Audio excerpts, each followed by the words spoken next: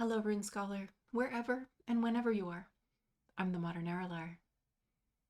In my last episode, I mentioned that the runic finds from Bergen in Norway changed the way recent scholars perceived the use of runes in medieval Scandinavia. In 1955, the commercial center in Bergen, around Bryggen, or the wharf, suffered a fire.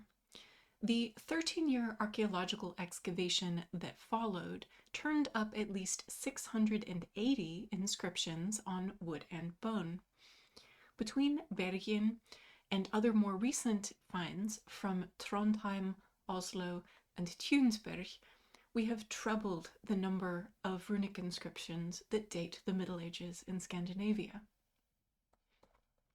We can categorize this wealth of inscriptions from Bergen into quite a few types of writings that will look very familiar to us modern scholars as persons with everyday literacy, as many of the artifacts demonstrate an everyday practical runacy or runic literacy. Let's go through some of these examples so that you can see what medieval runic literacy looked like in Norway. Some inscriptions are writing exercises, including rune rows, and these two rune sticks each show a medieval younger Futhark rune row, the latter with 3 additional runes at the end of the Futhark. I previously showed a photo of a different face of this same rune stick that had only 2 additional runes. In any of the Norwegian medieval sites from which we have runic writing, roughly 10% of the surviving runic inscriptions seem to be of this type. And in the vast majority of the many medieval rune row inscriptions, very few contain anything other than the 16 runes of the younger Futhark. Only 12 of the 140 medieval Norwegian inscriptions do. So B35 on the bottom here shows us a relatively rare instance. Among the writing exercises, we also observe that rune carvers would also practice writing out syllables in the same way that primary school students learning English phonics would also practice writing syllables. This one is certainly a tongue twister, and I remember exercises just like this from my own childhood. Some medieval rune carvers chose to capture poetry and other metrical texts, and that poetry sometimes included Latin texts spelled phonetically, either as the whole or part of an inscription. This rune stick in the second half of the 4th line contains a quote from the poem Carmina Burana, the rest of the inscription being a metrical stanza about being in love with a beautiful but dangerous woman. Poetry lovers may recognize the quote, Omnia vincit amor et noscedamus amore, or love conquers all, let us two give in to love. A quote popular enough during this period to have appeared in multiple instances, including embroidered onto leather shoes.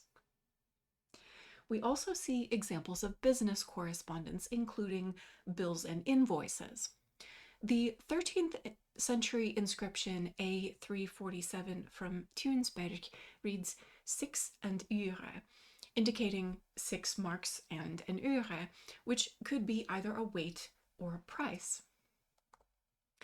This inscription records a broker transmitting a shipment of salt from a seller to a buyer, discussing measures and specifics of delivery, including what may be a surety or a partial deposit toward the payment.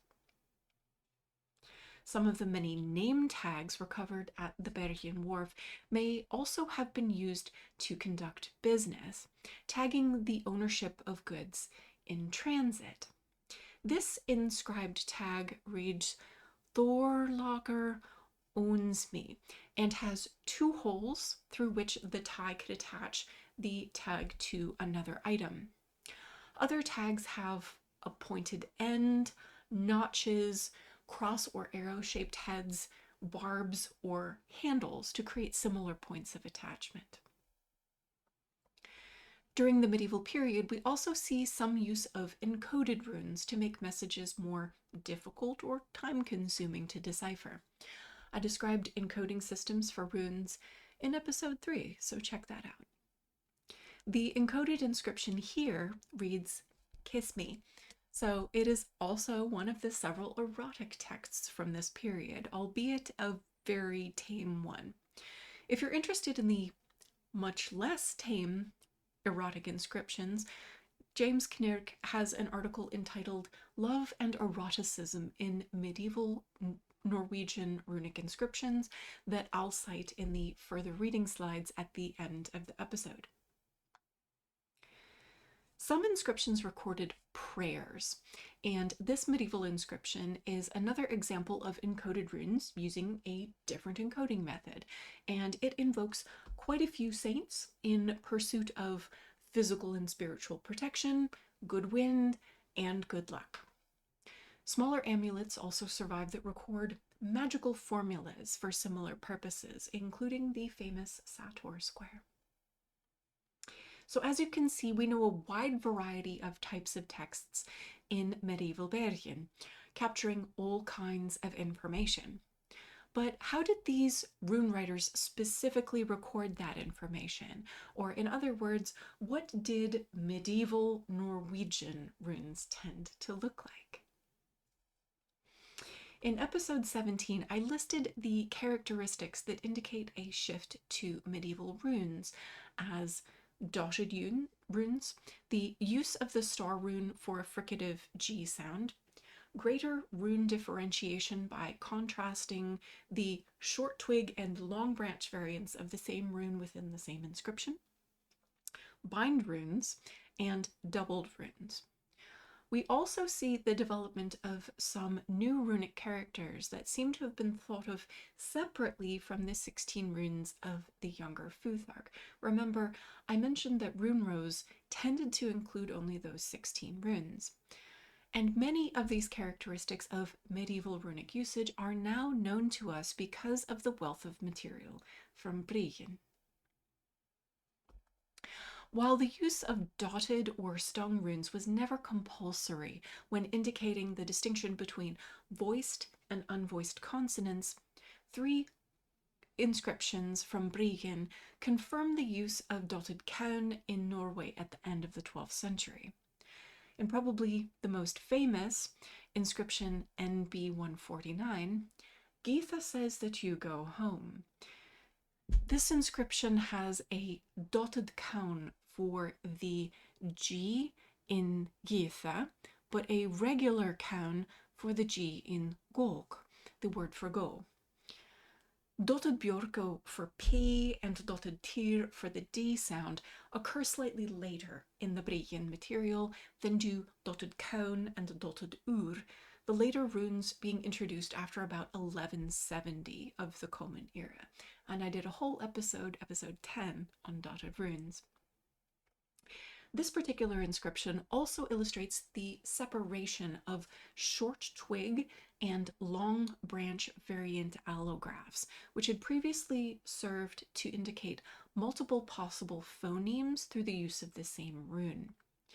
During the medieval period, one or the other was used to indicate distinct sounds within the same inscription. So here, the short twig variant for A, ah, continued to indicate the primary sound ah of the rune, while the long branch variant here came to indicate the earlier secondary sound ah, that could also be indicated by the short twig when the graphs are not specifically differentiated.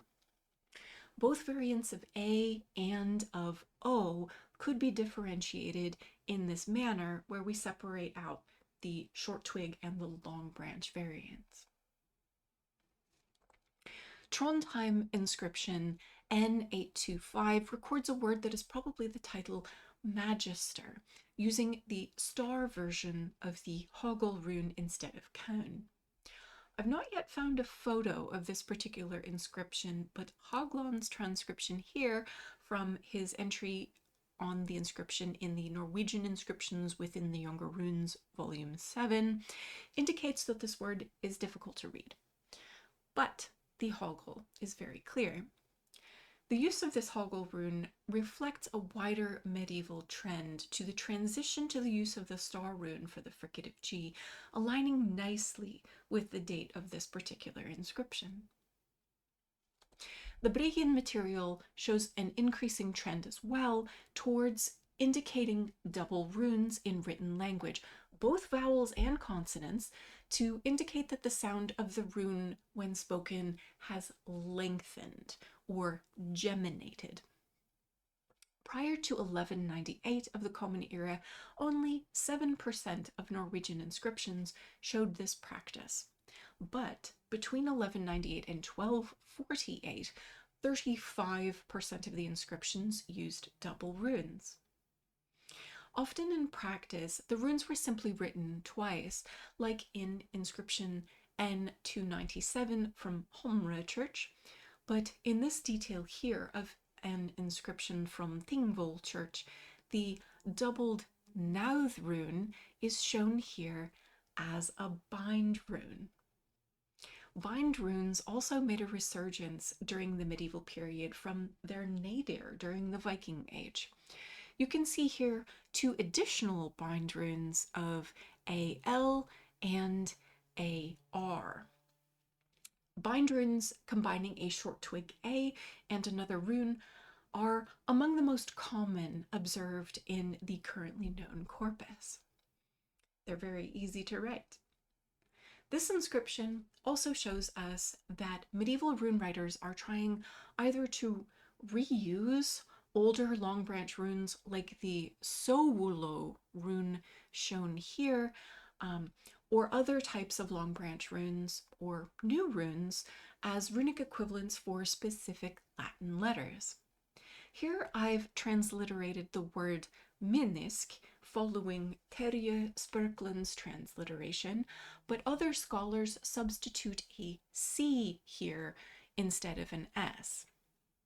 Doing so would generally align with medieval practice, where the short twig sol indicates S and the long branch sowulo either a C or a Z. The latter sometimes appearing with the branches crossed at the top and the bottom. This particular distribution is actually the other way around in Danish inscriptions, in that the long branch version will denote S and the short twig version will stand for either the Z or the C. The star rune can also appear for the Latin letter X, as could various one-off runes not otherwise seen in many runic inscriptions. Q could either appear as a normal Kaun rune, and that's the most common, or it could show up as some variant of a reversed Kaun rune, or this other particular variant that looks a bit more like a reversed W rune. We also observe a shift over time in which rune graph indicated the sound for the letter P. Dotted Bjorko, this rune here, first appeared around 1180 in N148 at Otro, with its latest instance around 1317 in Nidaros Cathedral in inscription N497. The open rune, which looks like this, first appears in 1184 in Saxhaug in inscription N526 and appears latest in the second quarter of the 14th century at Holmen Church in inscription N126. In the runic inscriptions from Bryggen in particular, if we look at both Latin and vernacular inscriptions, dotted Bjorko makes up the majority of the inscriptions before 1250. The two coexist nicely between 1250 and about 1330, and the open rune replaces dotted Bjorko after 1330. Hopefully this episode has hit home for you the wealth that runic inscriptions that were discovered since the mid-20th century have contributed to our understanding of how runic literacy extended into the medieval period. In our next episode, let's start to move even later and talk about the Old Swedish rune poem. Thank you for reading the runes with me, the Modern Erilar.